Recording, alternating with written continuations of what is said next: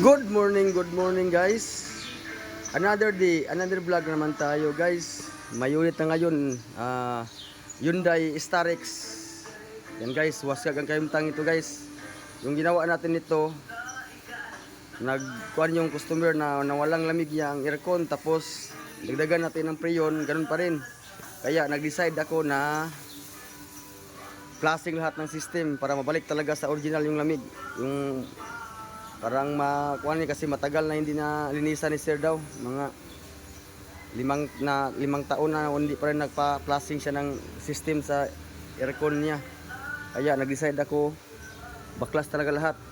Doon sa loob guys, yung na may butas guys, kinuha natin yung may kuha din guys, may evaporator sa loob. Itong condenser, lahat guys. Tingnan nyo paano linis namin yung mga condenser. At saka yung evaporator at saka radiator. Ito guys, oh. Yan guys. Kanina grabing dumi yan, pero ngayon wala na. Kailangan talaga every 3 years magpa-cleaning ka para yung radiator mo, yung bumalik talaga yung cooling system na maganda. Yan. Oh, gabing itim guys, oh. Galing yan sa guys, radiator. Yan guys, so yung evaporator, pero hindi pa yan guys, yung evaporator sa condenser, flushing pa natin ng fluid yan sa loob ng loob ng condenser at saka evaporator. Lagyan pa natin ng fluid para maalis talaga yung mga langis sa loob galing sa compressor. Yan guys, kita nyo paano maglinis kami ng radiator. So guys, dito pa guys, dito galing kinuha namin.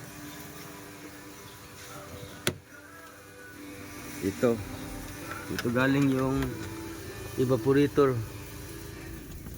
Kasi dual itong evaporator, saka may taas pa din guys, so grabing dumi din guys, so baklasin natin yan, saka cleaningan din natin yan para balik talaga sa original yung lamig. Waskag ang kayumtang guys. Na guys, kung may plano kayo, kung may mahina ang lamig yung aircon nyo, visit lang kayo sa Shandry Motor Shop. Gawa natin ng paraan yung sakyan nyo, babalik talaga yung lamig sa aircon. Guys, thank you for watching. I-update lang ko kayo kung matapos na namin makabit lahat, kung balik ba talaga yun sa lamig sa original. Bye bye, God bless.